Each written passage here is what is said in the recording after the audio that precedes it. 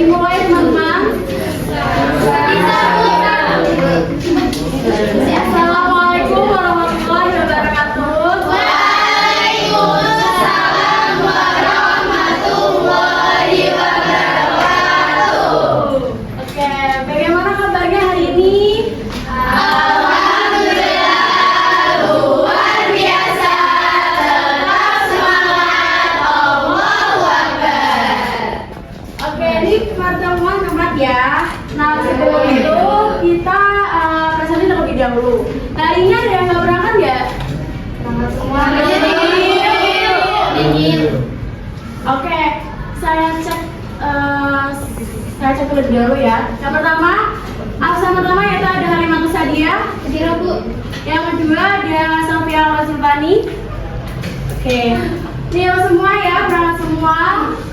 Nah, ada sebelum kita belajar, kita akan sedikit terlebih dahulu. Biar apa? Biar kita semangat semuanya. Nah, silakan teman-teman bisa berdiri terlebih dahulu. Pertama nanti ada tepuk.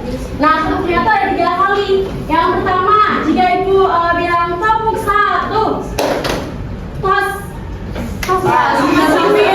jangan tos tadi, jangan tos temennya ya. Oke, kalau ibu bilang tepuk 2, yes.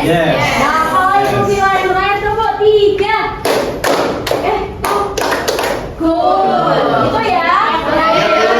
Jadi tepuknya ada 3 kali. Dimulai dari teman ketiga. 1, 2, 3. Tepuk 1. Satu baik. Tepuk 2. Yes. Tepuk 3. Oke, kalau udah semangat semua, langsung kita belajar bersama-sama.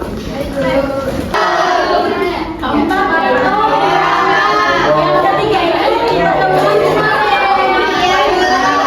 pertemuan kemarin, kalau ibu boleh ini pertemuan kemarin kita membahas tentang apa? Pengertian puisi. Nah, jadi kita akan bahas tentang puisi lagi, tapi kita spesifiknya bukan ke definisi puisinya, tapi kita tentang pemilihan kata atau diksi. Nah, langsung saja ke materinya ya.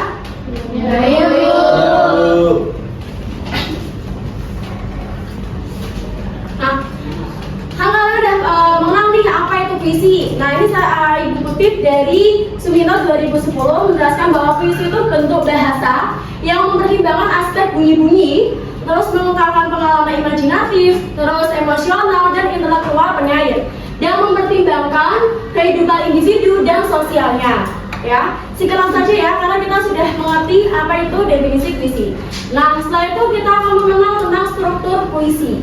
Nah, struktur puisi itu ada 2, yaitu pertama struktur batin, dan yang kedua yaitu struktur fisik. Nah, struktur batin itu apa aja? Ada 4. Yang pertama itu ada tema. Nah, tema itu apa? Ada yang pernah tahu tema itu apa? Lebih singkatnya itu tema itu ide atau gaya saya. Nah, yang kedua itu yaitu rasa. Rasa itu sikap penyairnya. Nah, yang ketiga itu ada nada.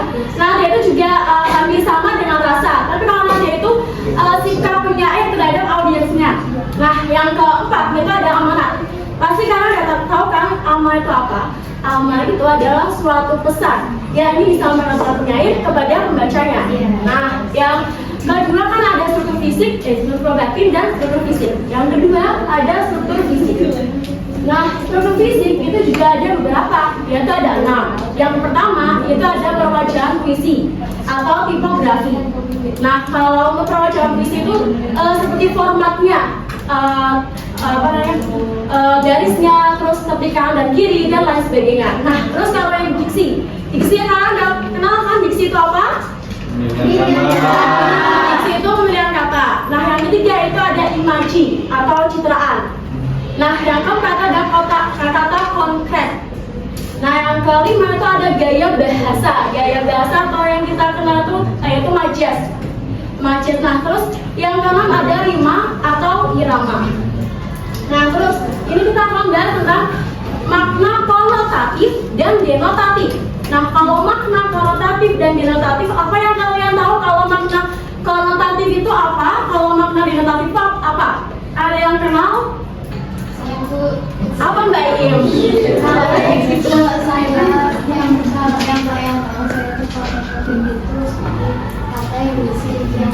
Ya, kalau denotatifnya apa?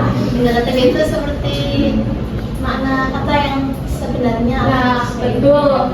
Nah, kalau untuk konotan rasa pada seorang ketika berhadapan dengan sebuah kata, itu menurut KBBI. Kalau untuk denotatif, ini saya kutip dari Kridaksara 1993. Nah, didasarkan atas penunjukan yang tugas pada suatu di luar bahasa atau didasarkan atas konvensi tertentu. Lebih singkatnya atau lebih kita kenal kalau makna denotatif dan konotatif. Kalau denotatif itu yang makna sesungguhnya atau makna kamus dari sebuah kata. Sedangkan kalau konotatif itu sebuah makna yang maknanya itu bukan sebenarnya, yaitu maknanya itu makna kiasan. Nah, contohnya, sebelum contohnya ini ada jenis makna konotatif. Nah, kalau makna konotatif itu ada dua, yaitu ada konotatif yang positif dan ada konotatif yang negatif. Nah, kalau konotatif yang positif itu yang mengandung nilai positif, yang mengandung nilai positif seperti rasa sopan, menyenangkan, terus ada tidak menyinggung perasaan orang lain dan sebagainya. Yang itu berupa nilai positif. Contohnya, saya kasih contoh yaitu dia adalah bintang di kelasnya. Bintang di sini bukan berarti bintangnya di atas. Bintang di sini itu merupakan bintang itu paling populer atau paling hits di dalam kelasnya. Nah, terus ada juga yang konotatif negatif. Kebalikannya dari positif. Kalau negatif berarti yang jelek atau yang kurang bagus gitu ya. Konotasi yang negatif itu mengandung nilai rasa rendah, jelek, terus kurang sopan, terus menyinggung perasaan orang lain dan lain sebagainya. Nah, contohnya ini ada contoh yaitu awasilah anak itu karena ia panjang tangan. Nah, panjang tangan di sini itu bukan berarti tangannya itu panjang, akan tetapi dan di sini itu memiliki makna yaitu dia suka mencuri, entah mencuri barang ataupun lainnya. Seperti itu, apakah bisa dipahami? Nah, kita akan udah mengenal makna konotasi atau konotatif. Nah, setelah itu kita akan mengenal makna denotatif, yang mana tadi makna denotatif itu makna yang sesungguhnya atau makna kamus dari sebuah kata. Contohnya, sawah itu berwarna hijau. Nah, hijau di sini berarti memang hijau, memang seperti bajunya Mbak Iin hijau. Nah, jadi sawah tersebut itu secara literal itu berwarna hijau, bukan berarti ada alasan yang lain atau ada makna yang lainnya, ya. Nah, oke, setelah itu kan kita sudah mengenal nih apa itu makna konotasi, apa itu makna denotasi. Nah, kita akan berdalam lagi melalui kita akan bermain. Nah, sebelum itu Ibu akan membagikan sebuah lembar kertas belajar yang tepat, belajar sambil bermain. Nah, ini biar kalian memperdalam puisi sekalian. Ini membaca terlebih dahulu puisi dari sastrawan. Ini bisa dibaliknya ya. Nah, coba kalian sekilas baca terlebih. Bisa apa aja kelompoknya ya. Kelompoknya ada 4, yaitu ada satu kelompoknya terdiri dari 3 anggota. Pada semua kan teman-teman? Sudah. Nah, kita akan bermain. Ini nanti salah satu dari anggota kelompok. Ada ketuanya bisa maju dan bisa melempar dadu, ya betul, melempar dadu. Jadi ini medianya ada dadu ya. Ya, Bu. Nah, cara mainnya bagaimana? Nanti Bu teruskan. Ketua kelompoknya bisa angkat tangan. Siapa saja? Baik, ada Mbak Im, ada Mas Akif, Mbak Meli.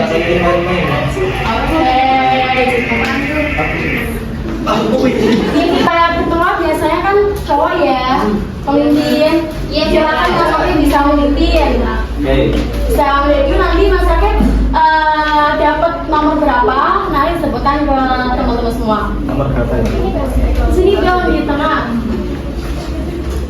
Bismillahirrahmanirrahim. Umroh. Dapat apa namanya tiket haji. Benar. Iya. Iya.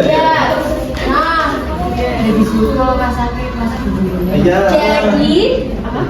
Iya. Jadi karena Mas Sakit kan dapat nomornya nomor 3. Nah ini Mas Sakit membuka surat yang nomor 3, berarti Mas Sakit sesuai angka yang didapat. Silakan bisa dibuka. Isinya apa tuh? Jajan nggak, Bu? Isinya apa nanti? Surprise. Tiga. Sampai ke tepi kuburan hamba. Dapat baiknya yang sampai Tepi kuburan hamba. Iya betul. Nah Iya. itu nanti masyarakat itu kan ada makna konotatifnya. Nah menurut masyarakat itu makna yang sebenarnya atau makna denotatifnya itu apa? Nanti bisa disampaikan ke teman-teman seperti itu. Nah nanti karena ini ada waktu luang ya. Nah nanti masyarakat juga bisa membacakan puisi yang tadi berjudul Sajadah Panjang karyanya Taufik Ismail. Iya. Seperti itu. Silakan masyarakat bisa duduk kembali. Kembali. Duduk kembali dan bisa langsung jawab juga boleh. Sudah. Aduh, minta bisa saya itu. Sapa dulu dong Mas Sakit. Ya, halo teman-teman. Jadi ini dadakan ya di paling buru biar pilih untuk menyampaikan penggalan sampai ke tepi kuburan hamba. Merupakan penggalan puisi puisi judulnya Sajadah Panjang karya Taufik Ismail. Jadi penggalan sampai ke tepi kuburan hamba itu memiliki dua makna, yaitu makna notatif dan makna denotatif. Yang mana makna denotatif kita dalam makna yang sebenarnya ya berarti sampai ke tepi kuburan hamba itu makna sebenarnya itu berupa kuburan, berupa makam atau sedangkan makna notatifnya yaitu makna yang tidak sebenarnya, yaitu sampai ke tepi kuburan hamba itu kita sebagai hamba itu pastinya mengingat akan kematian yang akan datang, entah itu kapan sampai jam jemput itu. Seperti itu. Oke, itu untuk karena waktu luang, silakan bisa membacakan puisi yang tadi berjudul Sajadah Panjang. Bisa gantian Bu, sama nggak? Oh, boleh. Katanya gantian. Kalau ada imam pasti ada yang makan.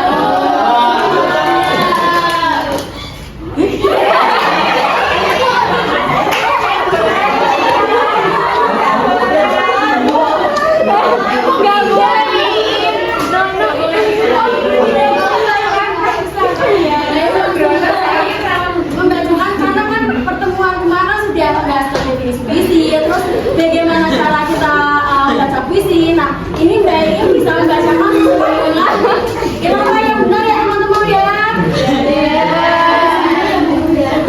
Ya harus maksimal. Yang lain bisa diam, kita dengarkan lantunan puisi dari Halimatus Sa'diyah. Sajadah Panjang. Karya Taufik Ismail. Ada sajadah panjang terbentang dari kaki buaya sampai ke tepi kuburan hamba. Kuburan hamba bilang mati. Ada sajadah panjang terbentang. Hamba tunduk dan sujud di atas sajadah yang panjang. Diselingi sekedar interupsi, mencari rezeki, mencari ilmu, mengubur jalanan saya.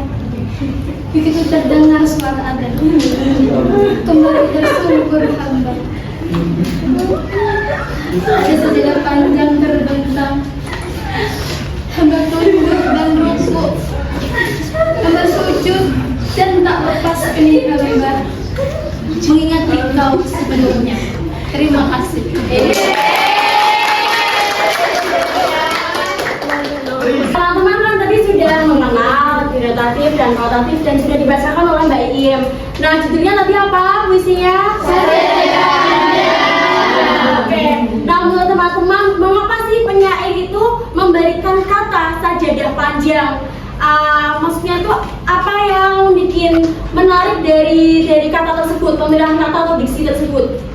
Ada yang bisa menjawab, bisa angkat tangan, nanti bisa dapat nilai. Yang satu. Karya sastrawan alasan Taufik Ismail itu mengambil judul itu dan mengapa substansi dari puisi itu seperti itu? Ya karena mungkin pemikirannya karya Taufik Ismail itu mungkin pada saat zaman dulu itu mungkin lebih gencar-gencarnya agama-agama yang tidak begitu masif gitu. Ya mungkin dari segi zaman waktunya sama pemikirannya Pak Taufik Ismail itu ya mungkin lagi seperti itu. Oke, beri aplaus untuk jawaban dari Mas Taufik.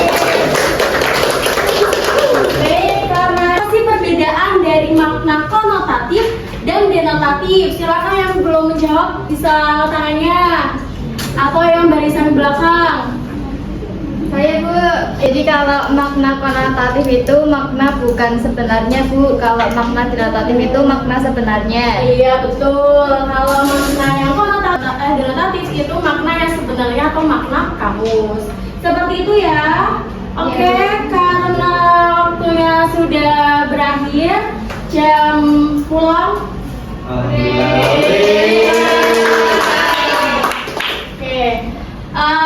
Karena sudah berakhir, Ibu akhiri. Nanti aku pertemuan selanjutnya yaitu pertemuan kelima, kita akan membahas tentang pantun ya.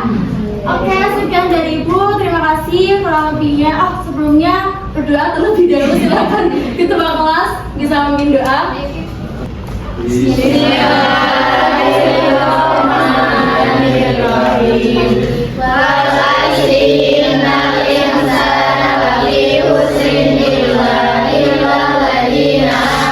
Ketua kelasnya. Sekian dari Ibu. Kurang lebihnya mohon maaf. Assalamualaikum warahmatullahi wabarakatuh. Waalaikumsalam warahmatullahi